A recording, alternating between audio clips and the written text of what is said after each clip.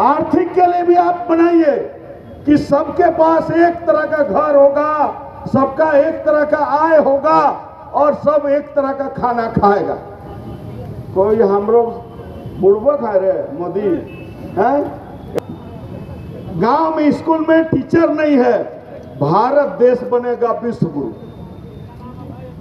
Teacher नहीं है, भारत देश बनेगा विश्व गुरु। हॉस्पिटल में डॉक्टर नहीं है, बनेगा विश्व गुरु। वाह रे वाह, बड़ा अच्छा।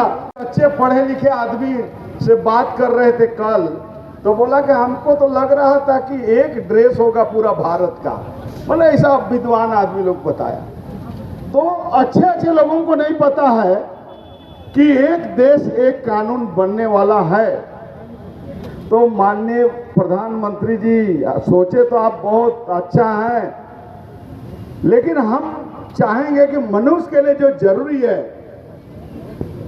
शिक्षा, आप पूरे देश में सारे प्राइवेट स्कूल का आप बंद करिए, सब प्राइवेट स्कूल को बंद करिए। प्रधानमंत्री का बेटा और हरवा चरवा का बेटा भी एक ही स्कूल में पढ़ेगा, चढ़री का स्कूल में। ऐसा आप प्रावधान बनाइए।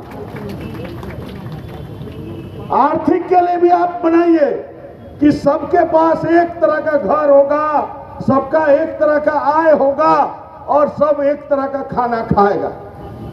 कोई हम लोग बुड़बक है रे मोदी है, ऐसा करोगे हम लोग नहीं, बुड़बक मत बनाओ। तो इसलिए मोदी जी समझ लीजिए, स्वास्थ्य जो है अभी देश में क्या है, गांव में स्कूल में टीचर नहीं है, भारत देश बनेगा विश्व गुरु। टीचर नहीं है, भारत देश बनेगा विश्व गुरु।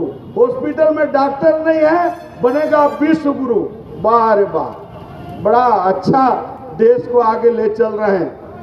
तो इसलिए मोदी जी, बहुत अच्छी बात है आप प्रधानमंत्री इतना दिनों से हैं, लेकिन आदिवासी को छेड़ने का प्रयास मत करिए, क्योंकि हम लोग को इस चीज समझ में आ रहा है कि आपका एजेंडा कोई नया नहीं है।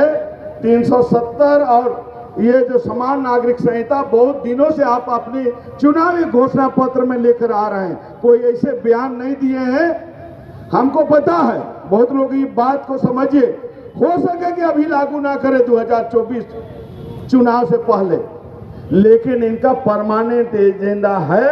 इसलिए ये गलत फहमी में मत रहिए कि छोटका मोदी बोल दिया तो अब ईसुसी लागू नहीं होता, समान नागरिक संहिता लागू नहीं होता। ये लोग का एजेंडा है कि भारत देश को हिंदू राष्ट्र बनाना है। तो जब ईसाई खत्म, मुस्लिम खत्म, आदिवासी खत्म, आदिवासी का तो ये लोग दूसरा धर्म मानता ही नहीं है, सरना और सनातन एक है बोलता है। अरे भैया, सरना सनातन एक है तो बेटी बेटा कर भी लेन देन हो चाहिए नहीं जी। हाँ, बेटी हमारे ले और तो बेटी दे तब नहीं होतो, वोट ले केवल करबे तो नहीं होतो। तो से ले हमरे के बहुत जोरदार लड़ाई लड़े कर जरूरत है। तो हम लोग झारखंड में ये शुरुआत हम लोग 25 जून को किए और आज जो है धरना दे रहे हैं।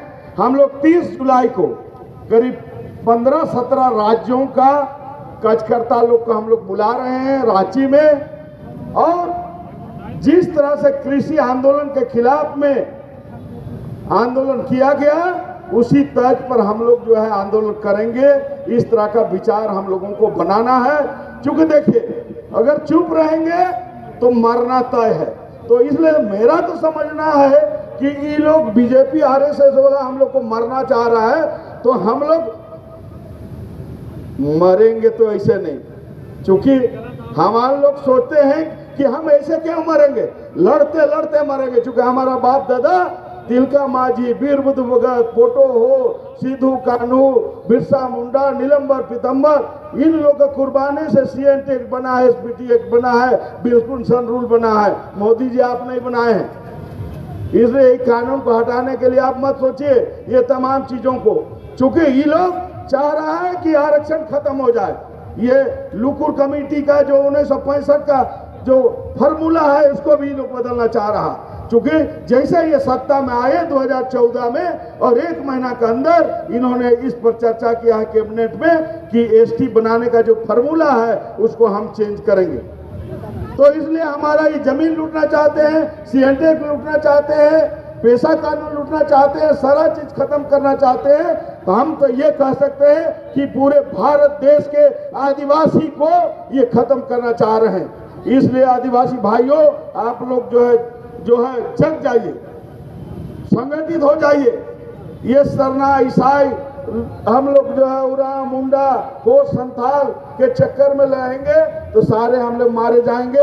इसलिए दोस्तों, हम लोग को एकजुट होने का जरूरत है। और 2024 का चुनाव में 47 सीट तो आदिवासी सीट है और करीब 60 सीट जिसको हम लोग प्रभावित कर सकते हैं। जैसे रांची में रांची लोकसभा, हमारे जमशेदपुर लोकसभा, हमारा गोड्डा लोकसभा, हमारा जो है का चतरा लोकसभा, इस तरह बहुत सारे लोकसभा को हम लोग प्रभावित कर सकते हैं। तो अगर 100 लोकसभा सीट में हम लोग अपनी ताकत दिखा दिए तो इन्हीं औकात में लोग आ जाएंगे। इसलिए हम लोगों को इस लाइन पर भी चलना पड़ेगा और लड़ने के लिए जैसे भी हम लोग तय करेंगे 30 तारीख को कि राष्ट्रीय स्तर पर क्या हम लोग क्या दिल्ली कूच करेंगे, रेल रोकेंगे कि सांसद लोग को अनिश्चितकालीन उसका घरे में हगुआएंगे मुतवाएंगे, क्या करेंगे, ये सारा चीज हम लोग तय करेंगे उस दिन कि क्या रणनीति किया जाए। क्योंकि हम लोगों को तय करना पड़ेगा।